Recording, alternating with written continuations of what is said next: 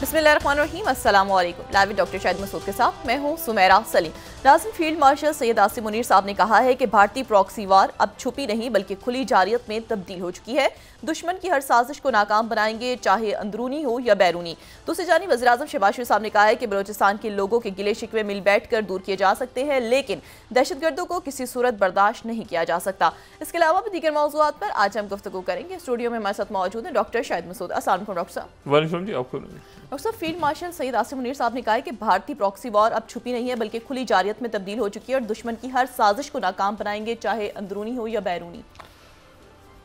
बलूचिस्तान के हवाले से और बाकी जगहों पे काफ़ी हम इसको डिस्कस कर चुके हैं और बड़े खुले सबूत भी हैं इसके। और इसमें जो पड़ोसी ममालिक हैं उनके साथ भी बात हो रही है, उनके साथ भी डिस्कशन हो रहा है और ज़ाहिर है चाइना भी है इसमें। और ये बड़ा एक इवेंटफुल महीना गुजरा है पिछला, बहुत बड़े फैसले इसमें हुए हैं। और ना सिर्फ ये कि उस जंग के हवाले से जो हमने जीती, बल्कि स्ट्रेटजिक नौयत के बहुत फैसले हुए हैं जिस पे हम बहुत कुछ बात कर चुके हैं और आने वाले दिनों में मज़ीद उसके जो असरात हैं वो सामने आएंगे। दो तीन बातें जो हैं वो आज अहम हैं आज डिस्कस करना, और वो ये है कि एक तो जो प्रेसिडेंट ट्रंप हैं वो इस वक्त शदीद दबाव में है, दबाव में वो आ चुके हैं। उसकी वजह यह है कि उन्होंने जो इक़्तिदार में आने से पहले और अपनी 2.0 टर्म्स शुरू होने से पहले और उसके बाद जो बड़े ऐलानात किए थे वो कुछ बैकफायर हो रहे हैं, उन पे उस तरह अमल दरामद नहीं हो रहा जिस तरह वो चाहते थे। और उनका और जिसको वो डीप स्टेट कहते थे उसके दरमियान दो बदू लड़ाई हो रही है। और देखना यह है कि क्या डीप स्टेट जो है वो प्रेसिडेंट ट्रंप को हराने में कामयाब हो जाती है या उनको मजबूर कर देती है कि वो उनसे वो फैसले करवाएं जो फैसले वो डीप स्टेट चाहती है, या यह है कि प्रेसिडेंट ट्रंप जो हैं वो उस तरह से फैसले करें जिस तरह से वो खुद करना चाहते थे। अच्छा, अब चाइना की तरफ से बड़ा शदीद रद्द-ए-अमल आया इस बात का कि जो उनके सेक्रेटरी दिफा ने शंग्रीला में स्पीच की जिसमें प्रेसिडेंट मैक्रोन भी थे, कल हमने बात की, पेटी हेग्जिट वहाँ पे थे, पाकिस्तान से चेयरमैन ज्वाइन किए हुए थे साहिर शमशाद मिर्ज़ा साहब। और यहाँ पर जो है वो बिल्कुल खुल के, अच्छा इन भारत के हवाले से चूँकि बात हुई, मैं आपको एक सिर्फ बात बताऊँ कि ये बड़ा अजीब सा इसके बाकी जो इसके एंगल है ना हमारे यहाँ जमहूरियत के या बाकी एंगल्स को आप साइड पर रखें। जो शहबाज शरीफ है वो कहते हैं कि ये पाकिस्तान ने की जंग जीती है, ठीक है, और इसके लिए मैं शुक्रगुजार हूँ और इसके लिए हम खराज तहसीन पेश करते हैं आर्मी चीफ को जो कि फील्ड मार्शल है। इंडिया में ऐसा नहीं है, इंडिया में फौज है ही नहीं।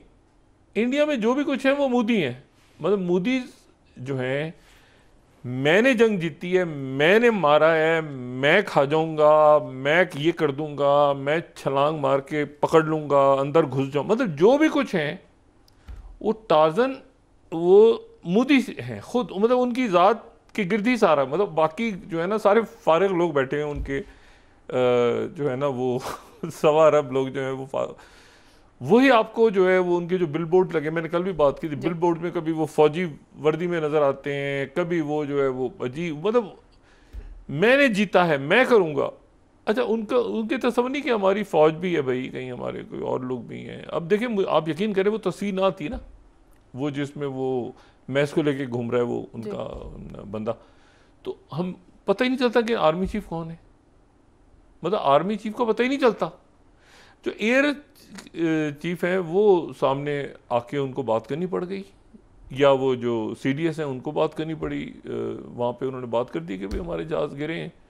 और उससे पहले जो जब वो स्पीच कर रहे थे उनके एयर वाइस मार्शल, तो सामने उसमें, क्योंकि वो प्राइवेट जो कंपनीज और अदारों का एक इज्तिमा था, तो जब बात उन्होंने की ना कि आप यहाँ से जो भी साइन करते हैं चीज़ें, उन साइन आप उन पर अमल दरामद नहीं करते। एयरफोर्स की जो शख्सियत थी जिन्होंने बात की थी, तो उस वक्त वज़ीर दिफा बैठे हुए थे वहाँ, राजनाथ सिंह भी बैठे हुए थे, वो उनके सामने उनके सामने बात की थी कि ये आप जो हैं ये क्या कर रहे हैं। तो अब बहरहाल अच्छा, अब आ जाएं आप प्रेसिडेंट ट्रंप पे, और फिर उसके बाद ज़रा हम रीजनल इश्यूज़ पे आते हैं। प्रेसिडेंट ट्रंप जो है वो दबाव में है। उसकी वजह यह है कि एक तो ये जो चाइना के साथ उन्होंने टैरिफ लगाने की बात की, ये बैकफायर हो गई। ये बैकफायर हो गई, और इसकी जद में जो है वो अब उन्होंने जो दोबारा बात की कि हम एल्यूमिनियम पे और स्टील पे और इस पे, तो इसके जद में तो भारत भी आ गया। अच्छा, तो अब अच्छा फिर वो बार बार कह रहे हैं कि सीज़फायर मैंने करवाया है। ठीक है, ये जहन में रखिए कि जो उनकी जो CDS है ना, ये अनिल चौहान जिन्होंने बात की है ब्लूमबर्ग इंटरव्यू देते हुए, उन्होंने ये तो बात की कि जो है वो जहाज़ हमारे गिरे, ये तो बात उन्होंने मान ली। लेकिन उसके साथ ही उन्होंने ये भी कहा कि पाकिस्तान की फ़ौज ने बहुत जिम्मेदारी का मुजाहरा किया। ये बात उसका एक हिस्सा ये भी है। उन्होंने कहा हमने भी बड़ी जिम्मेदारी, जब ये मामला किसी सीज़फायर की तरफ जा रहा था, पहले तो बात थी ना कि वो DGMO ने कॉल की, DGMO ने पता नहीं क्या कर दिया, उन्होंने दरख्वास्त की, खुदा के बाद पाकिस्तान के उनका जो मीडिया चला रहा था। लेकिन उनके जो CDS हैं, उन्होंने कहा कि जी हमारी जो बात हुई, ये सारे मामलात हुए, और अच्छा ये बात वो पहले भी कह चुके हैं। पहले भी उन्होंने, उनके जो फौजी तर्जुमान हैं, उन्होंने या इवन जो बाकी लोग आते रहे, उन्होंने झूठ नहीं बोला, ये ज़हन में रखें। उन्होंने पहले ये कहा था कि जंग में लॉसेस तो होते रहते हैं ना, याद है उन्होंने इतनी बात की थी कि जंग में लॉसेस तो होते हैं। उन्होंने ये कभी भी नहीं कहा कि जहाज़ नहीं गिरे, जहाज़, ये तो मोदी जी ने आके एक बहुत बड़ा अदानी और अंबानी जो पूरा एक नेक्सस है उसको बचाने के लिए सारी बात की। लेकिन बहरहाल अब ये मामला किसी बड़ी जंग की तरफ जाएगा, क्योंकि यकीनन ये सीज़फायर तो नहीं है, वो भी तैयारी कर रहे हैं, पाकिस्तान की तरफ से भी बात हो रही है, और पाकिस्तान चूँकि ये देख चुका है कि भाई उधर तो वो तो बिल्कुल फारिग मामला है, उधर तो है ही नहीं सिलसिला, और एक करप्शन और ये और दुनिया भर में तनाई, तो पाकिस्तान जो है वो ज़ाहिर है कि मुज़ाकरा और पानी बंद हो गया। उधर से ब्रह्मपुत्रा के ऊपर उनका, मैंने कहा ना पाकिस्तान जा सकता है मीडिएशन के लिए। अब चाइना में जो अदारा बना है उसके पास भी पाकिस्तान जा सकता है, कई फोरम से, और सफारती माउस पे भी हुआ सारा। तो ये है कि ये बड़ा ऐसा महीना गया है जिसमें बहुत सा पाकिस्तान ने स्ट्रेटेजिक लेवल पे और डिप्लोमेटिक लेवल पे और बाकी सारे मामलात पे पाकिस्तान ने बड़ी जो है वो बड़े फैसले किए हैं, और उनके जो असरात हैं वो दूरस होंगे। अच्छा, मैं सिर्फ यहाँ पे ये बात बता दूं कि ये संडे गार्डियन है 47th, वो ये कह रहे हैं कि भारत जो है वो 2040 तक 2040 तक वो पाकिस्तान, चाइना और तुर्की का जो एक्सेस इमर्ज हो गया है उसके अगेंस्ट जो नेवल बिल्डअप है उसके लिए वो 2040 तक तैयार होगा। ये जहाज वहाज ऑर्डर कर रहे हैं ना, ये भी 2035 तक अगर टाइम पर भी आ गए तो 2035 तक आएंगे भारत के पास। ठीक है, तो ये जो नेवल फ्लीट है वो अब इसको कह रहे हैं कि जी ये जो है ये कहीं 2040 तक हमारे पास तैयार होगा। 15 साल से भी कम टाइम रह गया। बड़े खुश हैं कि डिफेंस प्लानर्स तेज़ हो गए हैं और वो जो है ये 2040 तक बना लेंगे, तो 2040 में कहीं जाके होगा। तो बाकी मुल्क खामोश बैठे रहेंगे, उतने से पाकिस्तान भी खामोश बैठा रहेगा, चाइना भी, तुर्की भी, आज़रबाईजान भी, सऊदी, सारी दुनिया ऐसी स्टैंड स्टिल रहेगी कि भाई तैयारी कर लो सारी, फिर उसके बाद हम आते हैं, हम कुछ नहीं करते, आप तैयारी करते रहो। मतलब अजीब व गरीब किस्म का। दूसरा जो बात हुई है ना कि रशिया, इंडिया, चाइना का क्या, क्योंकि एक दरमियान में बात ये भी चल रही थी कि जो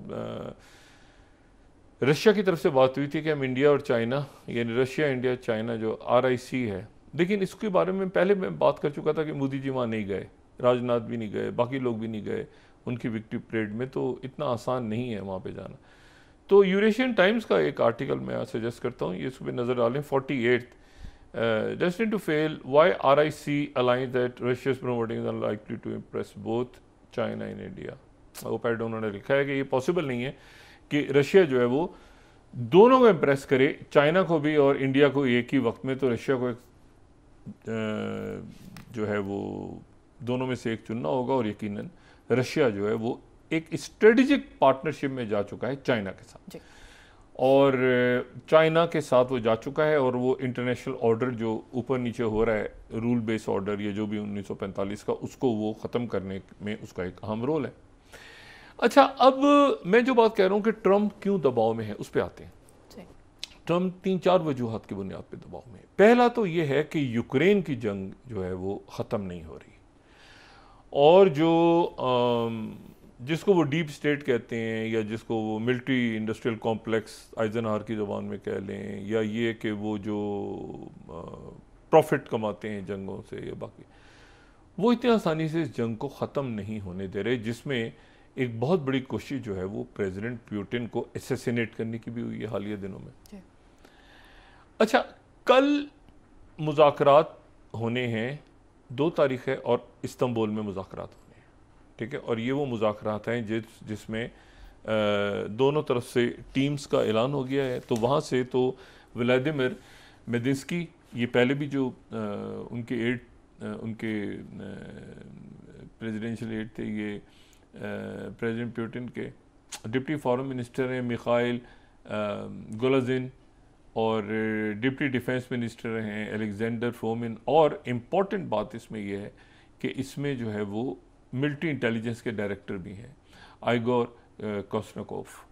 अच्छा, अब इसमें जो यूक्रेन का डेलीगेशन है वो रुस्तम उमरोव जो है वहाँ के डिफेंस मिनिस्टर जो हैं वो उसको एडवाइस करेंगे।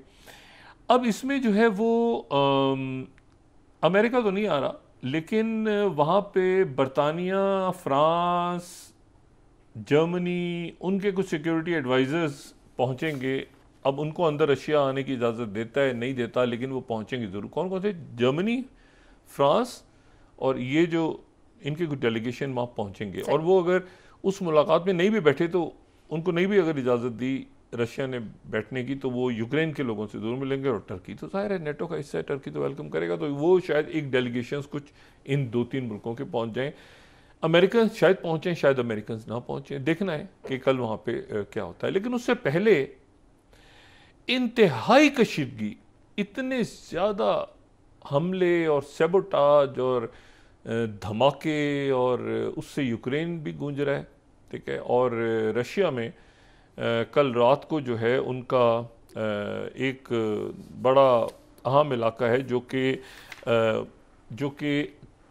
कर्स्क, यूक्रेन के साथ जो कर्स्क का इलाका है, जहाँ पे हेलीकॉप्टर पे अटैक हुआ था, और उसके करीब ही ब्रेंस्क का इलाका है। ब्रेंस्क ओब्लास्ट, ये बिल्कुल सरहद है, यूक्रेन के साथ सरहदी इलाका है। तो यहाँ पर जो है वो 2 ब्रिजेस को, जिसके ऊपर ट्रेन चलती है, उन 2 में धमाके हुए, और वो धमाकों से ब्रिज गिर गए। उनमें से एक ब्रिज की स्ट्रेटेजिक वैल्यू ये थी कि वो वहाँ से क्रीमिया तक आता है, और वो जो है उसमें फौजी सामान और इक्विपमेंट और ये सारा असला वसला वो क्रीमिया तक आ रहा होता है। तो वो ब्रिज ब्लास्ट से उड़ गया, सेबोटाज से वो धमाका हुआ। और उसके बाद दूसरा एक पैसेंजर ट्रेन जा रही थी इसी इलाके में, उसमें धमाका हुआ, और वो जो है उसमें यूक्रेन ने क्लेम भी कर लिया कि ये हमने ब्लास्ट किए हैं, ये धमाके हमने किए हैं। अच्छा, अब इसमें जो है वो ये यूक्रेन ने जो एडमिट किया है इस बात को, ये 4th स्लाइड में यूक्रेन का मीडिया दिखा रहा हूँ। Russian military freight target blown up en route to Crimea, ठीक है ना। यूक्रेन की जो इंटेलिजेंस है उन्होंने ये क्लेम किया है, और उनके डिफेंस ने HUR क्लेम, तो उन्होंने क्लेम भी कर लिया कि हमने ये उड़ाया है, वहाँ पे ट्रेन को हमने उड़ाया है। अच्छा, तो इसमें जो है वो अच्छा, ये ब्रिज जो है ये कोलैप्स हुए, और इसमें 7 लोग, कम से कम 7 लोग जो हैं, 7 रशियंस इसमें जो हैं उनकी डेथ हो गई। और साथ ही जो है वो ब्रिज जो है वो ब्लो अप हो गया इस पूरे इलाके में। जो आरटी खबर दे रहा है, थर्ड, उनके गवर्नर ने कहा कि ये इसमें बरसिंग रीजन में ये ब्लो अप हो गया। गवर्नर उनके बता रहे हैं इस इलाके में ब्लो अप हो गया। तो ये अब एक शिद्दत आ गई है, उसमें 7 लोग मारे गए कम से कम, और उसमें 70 के करीब जख्मी हो गए।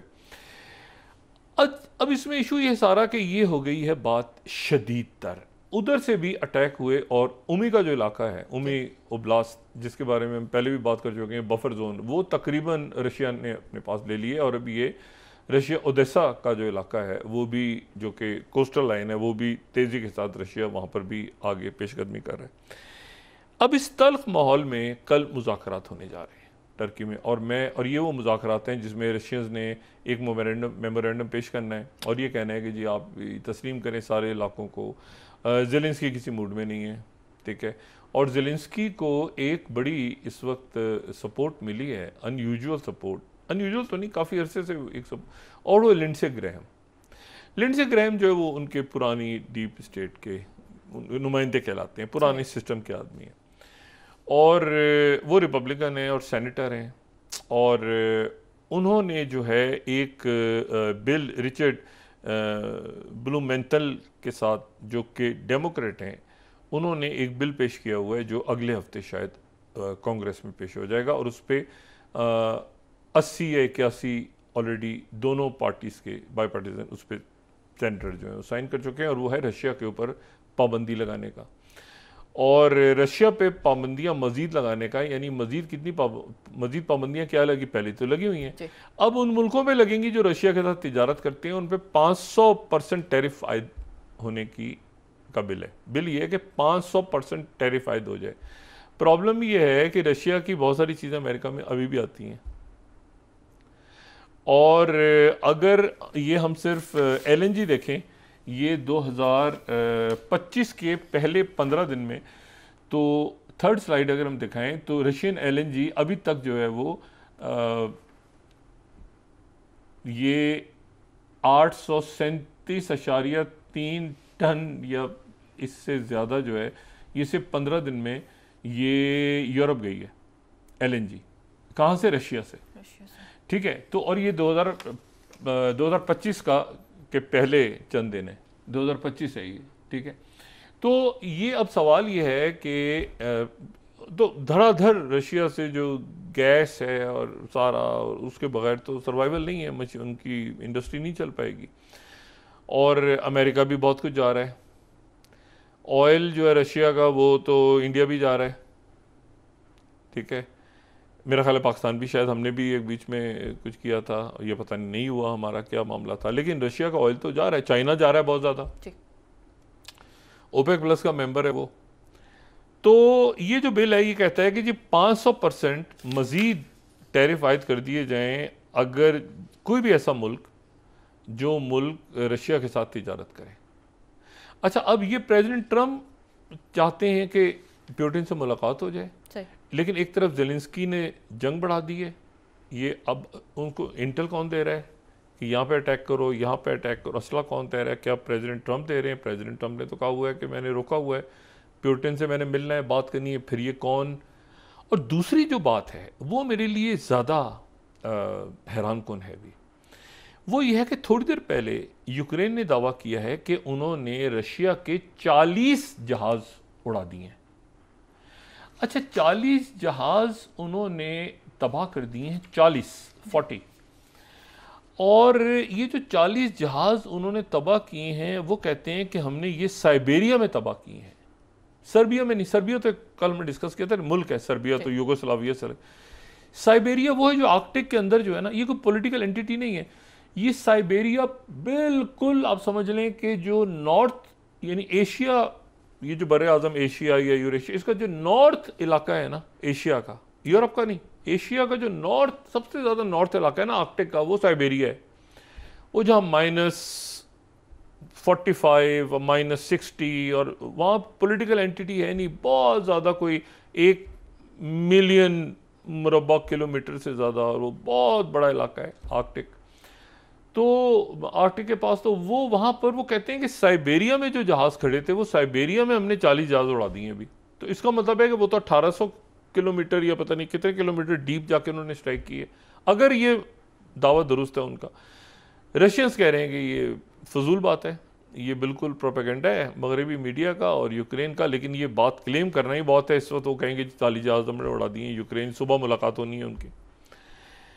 अच्छा, अब ये 40 जहाज़ जो उड़ा दिए, ये 2 बिलियन के जहाज़ कहते हैं हमने उड़ा दिए हैं, और ये जहाज़ जो हैं हमने उड़ा दिए हैं और इस तरह से कि वहाँ पर छोटे छोटे ड्रोन स्मगल कर दिए थे हमने, और स्मगल करके ड्रोन गए वहाँ स्मगल होके, और वो ड्रोन वहाँ फिट हुए जहाज़ों पे, और जहाज़ एक साथ हमने उड़ा दिए, 40 जहाज़ उनको उड़ा दिए।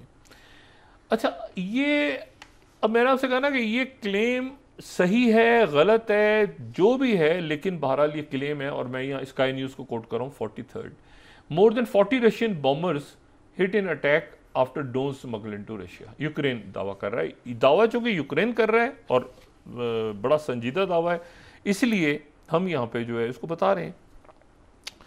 अच्छा, दूसरी जो बात है वो ये है कि जो लिंडसे ग्रैहम है ना, ये ध्यान में रखें, ये ट्रम्प के बड़े दोस्त हैं, जो बिल पेश करने जा रहे हैं ना कि 500% टैरिफ लगाया जाए उन मुल्कों पे जो तिजारत करते हैं रशिया में नहीं, उन मुल्कों पर जो रशिया से ऑयल लेते हैं या LNG लेते हैं, कुछ भी ऑयल लेते हैं, रशिया की तिजारत करते 500% लगाई जाए। और ये जो है ये बड़े आप समझें कि ये उन लोगों में से हैं जिन्होंने सबसे पहले ये कहा था कि पुतिन को मार देना चाहिए। ये अमेरिकन सेनेटर थे जिन्होंने जंग शुरू होने के बाद कहा था लिंडसे ग्रैहम ने कि प्रेसिडेंट पुतिन को मार देना चाहिए और उनकी कोई आसपास का बंदा ही उनको मार दे। अच्छा, ये मैं वॉशिंगटन पोस्ट कोट कर रहा हूँ कि 12th स्लाइड, मतलब ये बड़ी हसास बात है कि ये प्रेसिडेंट ट्रंप के साथी हैं, और Lindsey Graham call for assassinating Putin while offering comparison that show how fraud that is. अच्छा, New York Times, Lindsey Graham 13th, Lindsey Graham says of Putin someone in Russia should take this guy out. अच्छा, अब issue ये है कि ये हैं president Trump के दोस्त लिंडसे ग्रैहम, ये माजी में कहते रहे और अभी भी कहते हैं। अच्छा, ये अब क्यों इनका जिक्र आ रहा है कि ये कीव में गए हैं और कीव में जाके ज़ेलेंस्की से मिले हैं कल। पिछले 24 घंटों में इनकी मुलाकात प्रेसिडेंट ज़ेलेंस्की से हुई है, और ज़ेलेंस्की से इनकी मुलाकात हुई है, इन्होंने कहा है कि धमकी दी है उनको, जो भी किया है कि तुम पे जाओ, ठीक है, और मतलब हम तुम्हारे साथ हैं, और बिल आ रहा है वहाँ पे और सारा, और प्रेसिडेंट ट्रंप को जो है वो मैं बात कर लूँगा। और ये अब प्रेसिडेंट ट्रंप यहाँ पे फंसे हुए हैं कि क्या वो प्रेसिडेंट पुतिन से बात करें या वो ये देखें कि लिंडसे ग्राहम क्या कर रहा है, या ज़ेलेंस्की मेरी बात नहीं सुन रहा बल्कि अटैक किए जा रहा है, और अटैक्स में अगर कहीं अमेरिकन असला इस्तेमाल हो रहा है या नेटो का असला इस्तेमाल हो रहा है या हमारी पार्टी के लोग जा रहे हैं तो अपनी ज़ाती हैसियत में जा रहे हैं, या मुझसे अब मैं लिंडसे ग्राहम को क्या करूँगा, ठीक है ना। एक वहाँ पे वो रिपब्लिकन सेनेटर हैं और पुराना उनके सिस्टम का हिस्सा, तो मैं उसको क्या कहूँगा। तो ये एक बड़ी, ये जब असैसिनेशन वाली बात हुई थी ना, ऑल्दो ये कि उस वक्त डेमोक्रेट्स थे, बाइडेन दौर था, फिर भी उन्होंने क्लियर किया था कि लिंडसे ग्रैहम का ज़ाती राय है, हमारा कोई इरादा नहीं है प्रेसिडेंट पुतिन को कत्ल करने का, लेकिन लिंडसे ग्रैहम ने बात कर दी थी, जो मैं ये यहाँ पे मैंने कोट किया। तो ये जो है ये अब ये मामला, तो जंग वहाँ पर ख़त्म नहीं हो रही, इस वित्कॉफ दरमियान में एक अकेले आदमी रह गए हैं जो कि आप समझें कि मार्को रूबियो भी चाइना हॉक हैं, वो भी ईरान के बारे में मुख्तलिफ राय रखते हैं, वो भी मुख्तलिफ, तो एक इलॉन मस्क तो चले गए और वो अभी तक वजाहतें कर रहे हैं कि मैं मनशियात का इस्तेमाल नहीं करता, ठीक है। अच्छा, वो जो है वो और लेकिन साथ ही जो है वो एक साहब हैं जिनका नाम है जेरेड आइसमैन।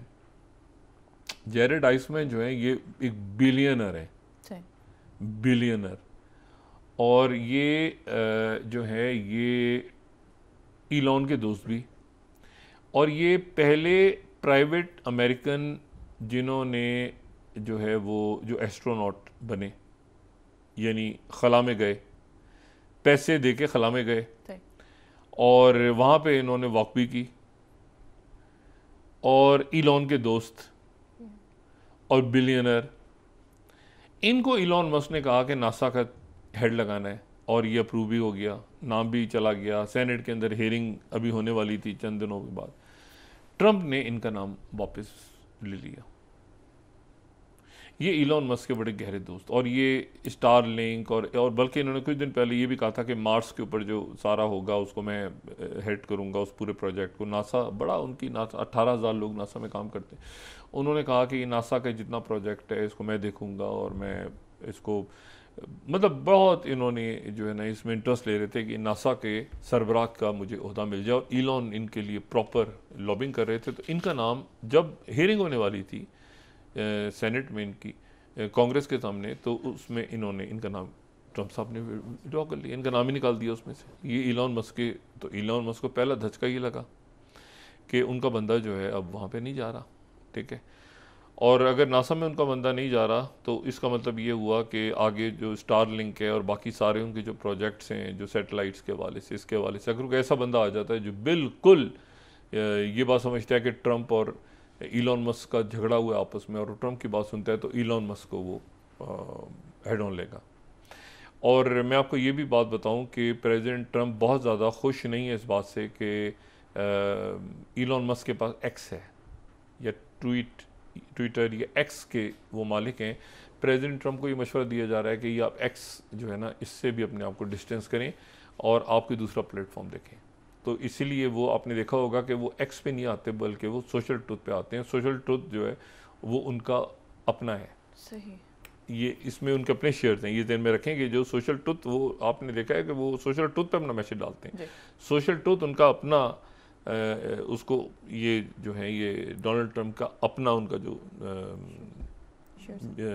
शेयर्स हैं या जो भी उनके अपना उनका एक है।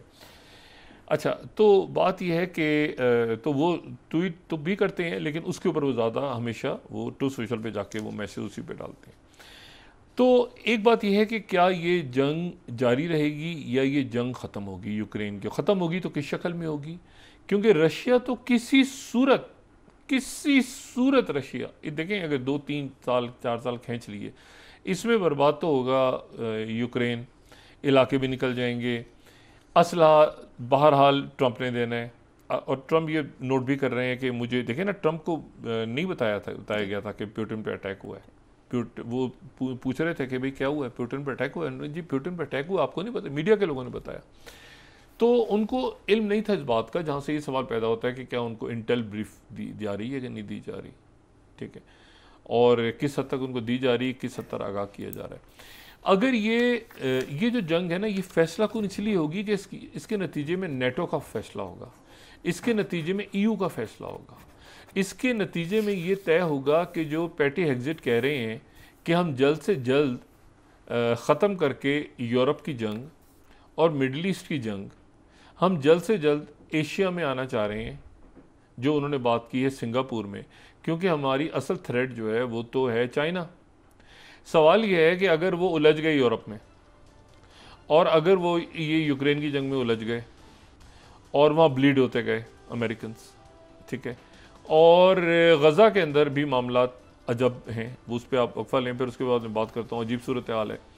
तो वो यहाँ ब्लीड होता गया अमेरिका, ये फॉर एवर वॉर्स हैं। जंग शुरू करना बड़ा आसान है, उसका खात्मा जो है वो बड़ा मुश्किल होता है, ठीक है। पहली गोली को कहते हैं ना, पहली गोली कौन चलाएगा ये पता होता है, आखिरी गोली कौन चलाएगा ये किसी को पता नहीं। Who will have the last laugh, जो कहते हैं। आप वक्फा लें, उसके बाद बात करते हैं। तो ट्रम्प इस वक्त एक शदीद दबाव में है।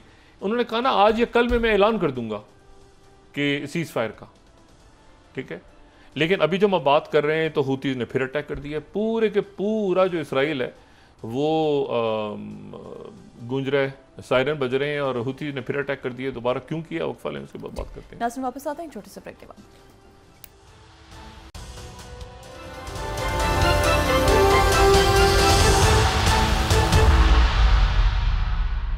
वेलकम बैक नाज़रीन। डॉक्टर साहब, पाक बारिक कशीदगी के तनाजुर में बिलावल भुट्टो जरदारी साहब ने सफारती महाज संभाल लिया है। उनकी क़यादत में जो पार्लिमानी कमेटी है वो न्यूयॉर्क में मौजूद है। ज़ाहिर है अक़वाम मुत्तहिदा और मेरे ख्याल से मिडल ईस्ट इंस्टीट्यूट में वो जाएंगे जी। बेनज़ीर भुट्टो साहबा जब पाकिस्तान आ रही थी तो जो आखिरी जो उन्होंने खिताब अमेरिका में किया था वो मिडल ईस्ट इंस्टीट्यूट में ही उन्होंने किया था। सही। तो मिडिल ईस्ट इंस्टीट्यूट जो है एक बड़ा ज़बरदस्त थिंक टैंक है, और वहाँ पे वो शायद वहाँ पर भी वो खिताब करें शहरी अमान साहब, और बाकी जगहों पर भी थिंक टैंक्स में, और बाकी देखते हैं कि किन शख्सियात से उनकी मुलाकात होती है। ये जो एक महाज तो यूक्रेन की जंग क्या वो ख़त्म होती है या मज़ीद बढ़ जाती है, यहाँ फैसला होना है नेटो का और यूरोप का। और मैंने पहले भी बात की कि प्रेसिडेंट मैक्रोन जो हैं, और ये टैरिफ्स और ये बाकी सारे मामलात अगर ख़राब ये रखते हैं यूरोप के साथ, तो उसके नतीजे में चाइना को उसका बेनिफिट हासिल होगा अगर अमेरिका यहाँ उलझ के रह गया। सही, क्योंकि चाइना, रशिया के लिए भी कोई इशू नहीं है, रशिया भी जो है वो भी जब बहुत शदीद पाबंदियों से वो निकल के यहाँ पे आ चुका, और प्रेसिडेंट ट्रंप चाहते हैं, वो बेचैन है कि वो मिलें और जंगें ख़त्म करवाएं और फिर चाइना की तरफ फोकस करें। या ये कि उनकी जो मुल्क के अंदर जो उनका रिसेशन की तरफ जा रहा है अमेरिका, वो उससे निकलें, किसी तरह फॉर एवर वॉर से निकलें वो। लेकिन ये फॉर एवर वॉर शुरू हो चुकी है जो कि यूक्रेन की है। अच्छा, अब इसमें जो है कल टॉक्स होंगी, और मेरा नहीं ख्याल कि उसका कोई भी उसका नतीजा निकलेगा उन टॉक्स का। वो टॉक्स फेल हो जाएंगी क्योंकि वो इतने टेंस माहौल में हो रही है ना। मैंने कहा ना, ये साइबेरिया बहुत दूर है, यूक्रेन के बॉर्डर से बहुत दूर है साइबेरिया। साइबेरिया नॉर्थ एशिया है, ठीक है, और सर्बिया से इसको अलग समझा जाए कि एक मुल्क है सर्बिया। और वहाँ ये पॉलिटिकल कोई ओब्लास्ट भी नहीं है, कोई पॉलिटिकल एंटिटी। इसके बॉर्डर्स भी उरल पहाड़ों से ऊपर ये पैसिफिक तक जाता है, मतलब एक साइबेरिया बहुत बड़ा एक इलाका है। वहाँ पे जेलों वगैरह में भेज देते थे एक ज़माने में ना, जो ज़ार के ज़माने में, और बाकी भी सोवियत यूनियन में वहाँ जेल्स वगैरह में भेजते थे, लोग वहीं मर जाते थे। तो वहाँ जो सख्त मतलूब कैदी होते थे उनके लिए वहाँ जेलें वगैरह बनी हुई थी। अच्छा, अब एक गज़ा के अंदर ये सूरत हाल बनी है कि वहाँ पे गज़ा ह्यूमैनिटेरियन फाउंडेशन जो है, ये वही गज़ा ह्यूमैनिटेरियन फाउंडेशन है जिसको जैक वुड और दूसरे लोग इसको हेड कर रहे थे, डिफेंस कॉन्ट्रैक्टर्स, और वो पकड़े गए थे, उनके नाम आ गए थे, जैक वुड को रिज़ाइन करना पड़ गया था। तो वो गज़ा ह्यूमैनिटेरियन ऑर्गेनाइजेशन अभी तक वहाँ पे गज़ा में मौजूद है, और वहाँ पर मौजूद लोगों को, जो मासूम लोग हैं, जो बच्चे हैं, औरतें हैं, उनको ये समझ में नहीं आया कि ये वो समझे कि यूनाइटेड नेशंस का है, या रोटी मिल रही है, खाना मिल रहा है क्या।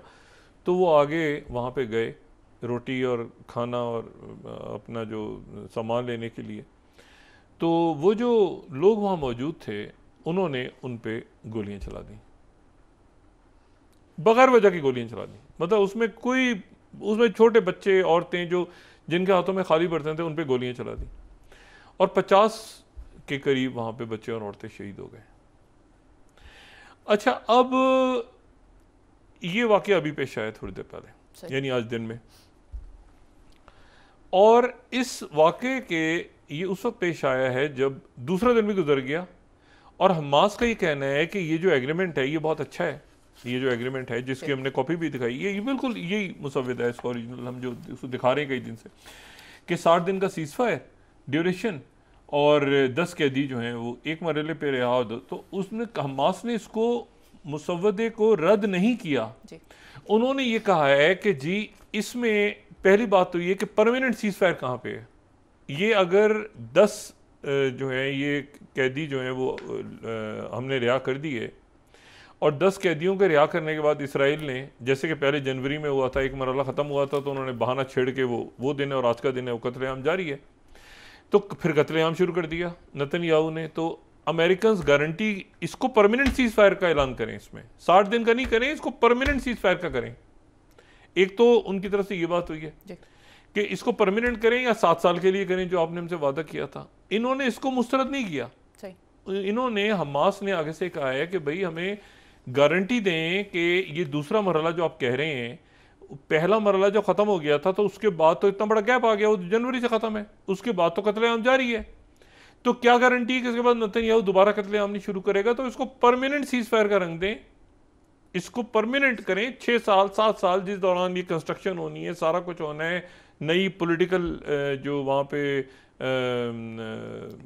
जो भी सियासी ढांचा बनना है गज़ा में और मगरबी किनारे में फ़लस्तीनी रियासत का, उसको आप ऐलान करें और उस तरफ आगे बढ़ें आप। लेकिन ये है कि ये क्या है कि इसमें तो गारंटी है ही नहीं कि इस दौरान अगर कुछ हो गया तो वो सर्वेलेंस भी जारी है और ये भी जारी है, तो हमारे लोग तो मारे जाएंगे बीच में, हम इसलिए तो यहाँ पे नहीं है।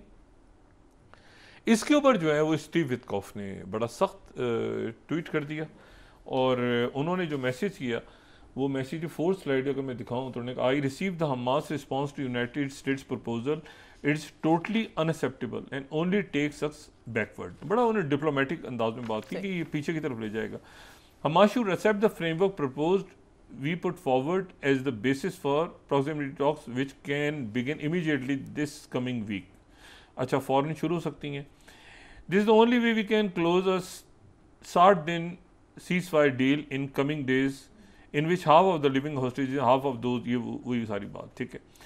अच्छा, और फिर उसके बाद in good faith to try to reach a permanent ceasefire. वो ये कहते हैं, हमास ये कह रहे हैं कि जी आप परमानेंट सीज फायर को, ये कह दें कि हमने परमानेंट सीज फायर करना है, परमानेंट सीजफायर का ऐलान कर दें, बाकी बातें सारी जो हैं वो तो हम मान चुके हैं, ठीक है। और हमारी तरफ से सारे अगर हमारी एक ही वक्त में रहा हो जाए, ये किस्तों किस्तों में क्यों, हम तो सारा कर दें और परमानेंट सीजफायर कर दें अगर आपकी नीयत नेक है। और ये सारा उन्होंने इसको रिजेक्ट नहीं किया, लेकिन इस दौरान ये हुआ कि वो स्टीव विटकॉफ भी दबाव में है, वहाँ पे एक ज़ायनिस्ट लॉबी तो मौजूद है, वो उस दबाव में है।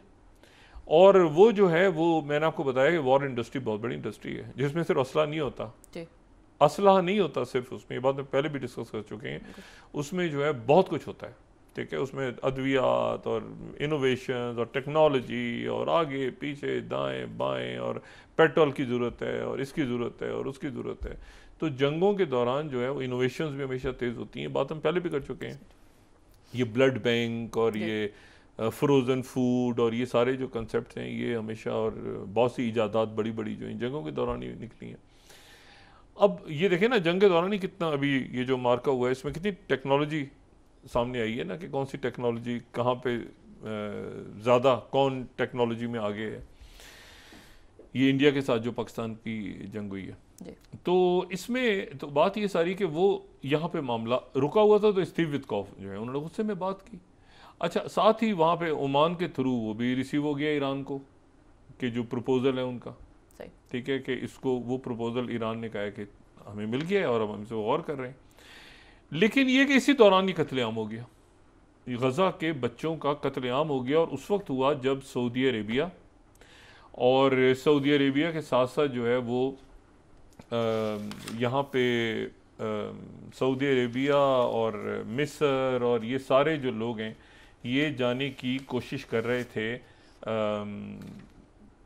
मगरिबी किनारे, मस्जिद अक्सा में नमाज़ पढ़ने की कोशिश कर रहे थे कि जाके वहाँ नमाज़ पढ़ेंगे, और इसराइल ने वो रोक दिया क्योंकि और वहाँ महमूद अब्बास इंतज़ार कर रहे थे। ज़ाहिर है महमूद अब्बास जो है वो किसी सूरत भी ये अलाउ नहीं करेंगे कि उनके जो लोग हैं वो वहाँ पर जो है किसी भी तरह से ऐसा हो कि वो जो है वो मगरिबी किनारा हाथ से निकल जाए और गज़ा में एक वो बन जाए, वो गए गज़ा में और कत्लेआम होता रहे फ़लस्तीनियों का, मगरबी किनारे में मुस्लिम क्वार्टर और बाकी जगहों पे आके बैठ जाए। वो नेतन्याहू ने इसीलिए वो तस्वीर नीचे सुरंग में से दिखाई थी ना, कि ये हमारी यहाँ से कैसे हमें निकालोगे। तो सऊदी अरेबिया और अरब ममालिक ने कहा अच्छा फिर हम आते। मैंने आपसे बात की ना कि ये आयरन डोम और ये पैसे और ये सारी चीज़ें अभी 10 सालों में इन्वेस्टमेंट होनी है, अभी हुआ कुछ नहीं है, अभी होगा उस वक्त जब ये शराइत इनकी भी मानी जाएंगी, अरब ममालिक की भी, अरब प्लान होगा तो आगे बात चलेगी, वरना नहीं चलेगी बात आगे, ठीक है ना। वरना सारे मुआहदे जो हैं ये ख़त्म हो जाएंगे अपनी जगह, ये इधर ही उलझ के रह जाएगा अमेरिका, मिडिल ईस्ट के अंदर ही। और मिडिल ईस्ट में कोई एक पावर नहीं है, ये ज़हन में रखें, मिडिल ईस्ट में कोई एक पावर नहीं है, मिडिल ईस्ट में बहुत सारी पावर्स हैं, मिडिल पावर्स भी हैं, बड़ी पावर्स भी हैं। मतलब मिडिल ईस्ट जो है ना वो एक बहुत बड़ा, अब ऐसा कुआं है जो गया उसमें तो गया। और मिडिल ईस्ट के साथ फिर आप नॉर्थ अफ्रीका भी लगा दें, सूडान के हालात आप देख लें, वहाँ पे क्या हालात हैं, सूडान के, लिबिया के, बाकी जगहों के। और ऑलरेडी वहाँ से अमेरिका तो ग्लोबल साउथ की तरफ फारिग हुआ है, तो क्रिटिकल अर्थ मिनरल्स। अच्छा, ये ज़रा इस पे आ जाएं कि ये जो अगर ये 500% लगाते हैं टैरिफ, ये 50% जो इन्होंने कल कहा है ना कि 50% स्टील पे लगा रहा हूँ मैं, 50% उस पर लगा रहा हूँ और 500%, तो वो 50% जो लगाने जा रहे हैं, तो 50% सबसे ज़्यादा स्टील, कल हमने बात की थी, वो तो बनता है चाइना से आता है सबसे ज़्यादा, लेकिन दुनिया में सबसे ज़्यादा स्टील चाइना बनाता है। लेकिन ये है कि जो अमेरिका को सबसे ज़्यादा स्टील आता है वो आता है कनाडा से, लेकिन इंडिया से भी आता है, और इंडिया से आता है सबसे ज़्यादा तो इंडिया में टाटा जो ग्रुप है वो है। दूसरा जो ग्रुप है वो उनका JSW, जिसको ओन करते हैं सर्जन जिंदाल। ये वो स्टील है जो सबसे ज़्यादा अमेरिका में अगर जाते हैं तो, बल्कि टाटा ग्रुप से ज़्यादा या आगे पीछे ये सज्जन जंडाल जो हैं ये भी इंडियन प्राइम मिनिस्टर मोदी के बहुत करीबी दोस्त हैं। सही। और ये स्टील के काम में ये हैं। और ये जो सज्जन जंडाल हैं इनका स्टील जाता है अमेरिका, और इनके ऊपर भी वो टैक्सेस वैक्सेस, और ये भी सुप्रीम कोर्ट फड्डे आगे पीछे। लेकिन वो अदानी और अंबानी चूँकि गुजरात से हैं तो ये ज़रा साइड पे रहते हैं, वरना ये भी बहुत बड़े बेनिफिशियरी हैं इस पूरे सेटअप के, जो कि मोदी जी का सेटअप है जो पिछले कई सालों से मौजूद है। अच्छा, अब इशू ये, और ये स्टील का कारोबार करते हैं तो इनका स्टील अमेरिका जाए तो प्रेशर इनके ऊपर भी आ रहा है कि भैया क्या करना है। अच्छा, अब इसमें जो दूसरी जो बात है वो ये है कि अब ये आ गया प्रेशर, ये लोग शहीद हो गए और ये गज़ा फाउंडेशन के लोग शहीद हो। अब इसराइल के फौजी कह रहे हैं कि हमने नहीं किया, हमने गोलियां किसने, इमदादी काम करने वाले गोलियां चलाएंगे आम लोगों पे, कि जो खाना लेने आए हैं बच्चे, उनको गोलियां चला दी आपने। तो इन्होंने गोलियां चला दी, ये चाह रहे हैं कि जंग खराब हो, जंग फैले। तो उसके नतीजे में निकला कि हुतीज़ ने अटैक कर दिया अभी, और हुतीज़ ने अटैक किया, और उस वक्त अटैक किया जब सऊदी अरेबिया के जो वज़ीर ख़ारजा और कतर के वज़ीर ख़ारजा और यूएई के वज़ीर ख़ारजा, इन जिन सब ने जाना था मगरबी किनारे, तो वो जॉर्डन में मौजूद थे। यानी जॉर्डन में उनकी जो है वो उनको खुशामदीद का किंग अब्दुल्ला ने, उनसे मुलाकात हुई और फिर जॉर्डन में उनकी मीटिंग हो रही थी अरब ममालिक, तो साथ ही उधर से वो कत्लेआम की खबरें आ गई। अब ये प्रेशर डेवलप हो रहा है अरब ममालिक के ऊपर कि भाई आपकी इन्वेस्टमेंट और ये और एआई हब और सारा जो भी कुछ बनना है, लेकिन उधर से तो आपकी तो बात ही नहीं स्टीव वित्कॉफ की सुननी जा रही। देखिए ना, मैंने आपसे कहा कि अब स्टीव वित्कॉफ प्रेशर में है कि भाई मैं इसको कैसे करूँ, नेतन्याहू को करूँगा, पुराना उनका बेबी, इस तरह तो ये बेबीज नहीं जाएंगे ना, ये चाहे वो यूक्रेन हो या ये हो।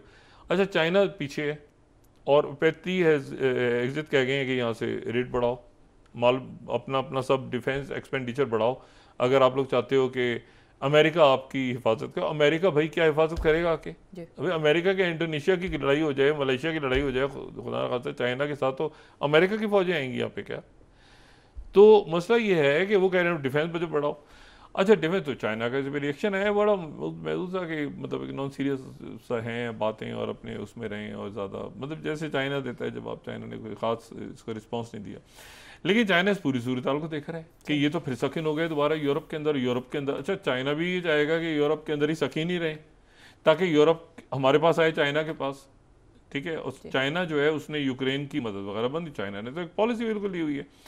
और जो रशिया भी डिपेंडेंट है चाइना का इस वक्त। अब देखें ना, साइबेरिया तक, मुझे नहीं पता है साइबेरिया पे कैसे ये दावा इन्होंने किया है, गलत ही है, लेकिन बहरहाल अगर सही भी है तो बड़ी खौफनाक बात है कि साइबेरिया तक जाना, मतलब मॉस्को तक जाने की बात हो रही थी, तो ये साइबेरिया तक कैसे पहुंच गए इनके ड्रोन? वो कह रहे हैं नहीं, ड्रोन स्मगल होके गए थे और वहाँ जाके एक्सप्लोजिव फटे।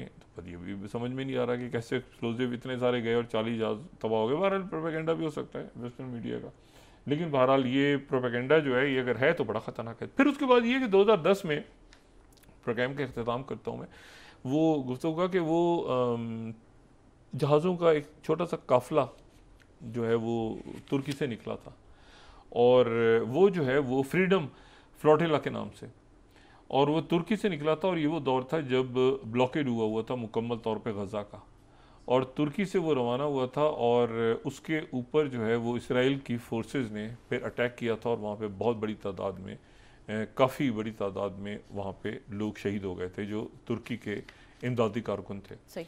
और ये उसके बाद जो है वो बाकायदा माफ़ी मांगी थी इसराइल ने, और पैसों की ऑफ़र की थी, और तुर्की के साथ बड़े शदीद ताल्लुकात ख़राब हो गए थे, और गज़ा के जो नेवल ब्लॉकेट था गज़ा का, उसको ख़त्म करना पड़ गया था इसराइल को, या उस नरम करना पड़ गया था, इतना शदीद प्रेशर आया था। अब जो इटली है, सिसिली की जो बंदरगाह है, वहाँ से दोबारा से फ्रीडम फ्लोटिला चला है, और उसका नाम है मीलान, ठीक है, वो मीलान के नाम से वो चला है। और उसमें जो है वो एक तो ग्रेटा थर्मबर्ग मौजूद हैं। ग्रेटा थर्मबर्ग वो हैं जो मौसमियाती तब्दीलियों के हवाले से, वो जो बच्ची एक मुजाहरे करती थी, और लेकिन वो जो ट्रंप जिससे शदीद नफरत करता है, वो 22 साल की हैं, और वो फ़लस्तीन की हामी है।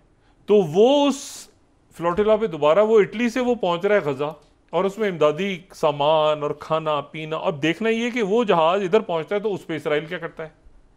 अच्छा, एक तो वो है उसमें वो तो उसको चले मारे मुरेंगे तो ट्रम्प खुश होगा, क्योंकि ट्रम्प बहुत तपता है उस बच्ची से ना। वो बच्ची ऐसे गुस्से में, ऐसे ट्रम्प जा रहा है तो ऐसे गुस्से में ट्रम्प को देख रही होती थी, गुस्से में ट्रम्प आज तक नहीं भूला।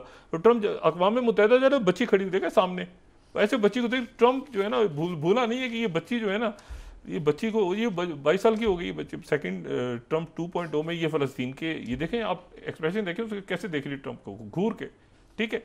अच्छा, तो अब ये है कि ये उस फ्लोटिला में, और उसके साथ एक और बड़े ज़बरदस्त हैं लियम कनिंघम। ये लियम कनिंघम जिन्होंने गेम्स ऑफ थ्रोन्स देखी हुई है ना, उनको ये लियम कनिंघम ये बड़े ज़बरदस्त स्टार हैं, और ये गेम्स जो गेम ऑफ थ्रोन्स हैं उसमें ये आ चुके हैं, और इनका बड़ा एक इम्पॉर्टेंट रोल था गेम्स ऑफ थ्रोन में। ये भी उसमें मौजूद हैं, ये भी एक्टिविस्ट हैं, और ये भी पैलेस्टीनियंस के बहुत बड़े हामी हैं, ये भी उसमें फ्लोटिला में मौजूद हैं। और एक रीमा हसन है जो यूरोपीय यूनियन की यूरोपियन पार्लियामेंट की रुकन है, वो भी इसमें मौजूद हैं। तो ये पूरा जो एक्टिविस्ट हैं बहुत सारा वो इटली से निकले हैं और सामान वमान लेके। अच्छा, पहले इन्होंने आके कोशिश की तो इसराइल की तरफ से जो है एक मिसाइल फायर हो गया इनके ऊपर। इन्होंने कहा कि मिसाइल फायर आगे जाओ, तो उन्होंने कहा नहीं हमने नहीं किया, हूतीज ने किया। हूतीज की तरफ से तरदीद गई कि ये बकवास करते हैं ये नेतन्याहू बकवास कर रहा है, ये इनका मिसाइल था, हम क्यों करेंगे आप पे, तो आप तो आए आगे। अब वो जनाब वो बढ़ रहा है गजा की तरफ। यहाँ पे इसराइल को समझ नहीं आ रही कि अब उस पर ड्रोन फेंकें, क्या करें, क्योंकि उसमें ये सारे यूरोप के लोग हैं, और उसमें फ्लोटिला में ग्रीटा है, और गेम्स ऑफ थ्रोन वाला वो बिल्कुल, वो जिन्होंने गेम ऑफ थ्रोन देखी ना, वो करैक्टर खास उस अंदाज में, उसी स्टाइल में ना, ये जो वहाँ पे लियम है, ये उसी स्टाइल में बैठ के आ रहे हैं ना चलते हुए नेतन्याहू। ये बिल्कुल वो वही माहौल बना हुआ है ना, सारा ड्रम व्रम बज रहे हैं और जनाब गाने और वो खासी म्यूजिक बज रहा है, और उस अंदाज में वो खाने का सामान और इमदादी सामान लेकर पहुंच रहे हैं। वो अब कब पहुंचते हैं इटली से गजा तक, लेकिन ये भी रास्ते में है, आधा रास्ता उनका हुआ है। और शदीद दबाव है इस वक्त स्टीव विटकॉफ पे और प्रेसिडेंट ट्रंप पे कि ये अनाउंस करें। अब क्यों नहीं अनाउंस कर रहे आप ये सीज फायर? उधर सीज फायर नहीं हो पा रहा, इधर सीज फायर नहीं हो पा रहा, गजा में उधर नहीं हो रहा प्रेसिडेंट। और इलॉन मस्क आपका फारिग हो गया, हर दूसरे दिन एक स्कैंडल निकल रहा है, दुनिया की मईशत आपने उलट पुलट के रख दी पूरी। और तो ये प्रेसिडेंट ट्रंप पे दबाव है, और एक ही काम प्रेसिडेंट ट्रंप ने अभी तक अच्छा किया है जिसका वो बार बार जिक्र करते हैं।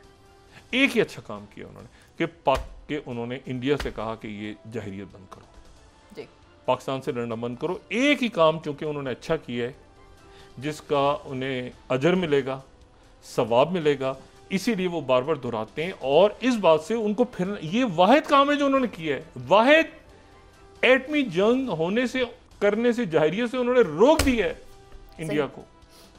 तो इसलिए जो है वो इतनी बड़ी अचीवमेंट को वो बार बार दोहराते भी हैं, और उन्होंने पकड़ के भी रखा हुआ यहाँ से मोदी जी को। मोदी जी जो है वो उनको ये भी नहीं बता पा रहे कि हमने जंग क्यों रोकी, फिर ये भी नहीं बता पा रहे कि जहाज़ गिरे नहीं गिरे। तो वो जो है कभी इधर ट्रक की बत्ती, उधर ट्रक की बत्ती, उधर आगे पीछे दाएं बाएं ये वो। लेकिन ये है कि रोज़ उनकी तरफ से अभी सवाल हो रहे हैं, उनके लोग सवाल पूछ रहे हैं कि भाई क्या किया आपने। तो मोदी जी उधर फंसे हुए हैं। और ये है कि भारत के लोगों ने बड़ा इस वक्त जो है ना, उनके जो आम लोग हैं, आप देखें वहाँ के लोगों ने बड़े सवाल उठा दिए मोदी जी की कारकर्दगी पे। बाकी किसी को करने की क्या ज़रूरत है, उनके लोग इतने बाशऊर हैं, उन्होंने सवाल उठा दिए हैं मोदी जी के, फंसे हुए मोदी जी। बहुत शुक्रिया डॉक्टर साहब। नाज़रीन, इसके साथ ही आज का प्रोग्राम। और इतने शदीद दबाव में ट्रंप को छेड़े ना, ट्रंप ने इनके बारे में बात मजीद कर दी ना अगर, तो बड़ी गड़बड़ हो जाएगी जी। बहुत शुक्रिया डॉक्टर साहब। नाज़रीन, इसके साथ ही आज का प्रोग्राम अपने इख्तिताम को पहुंचा। मुझे सुमेरा सलीम को इजाज़त दीजिए। अल्लाह निगहबान। अपने दोस्तों रिश्तेदारों गिरदो नवाह के लोगों का सब ख्याल रखिएगा। अल्लाह हाफ़िज़।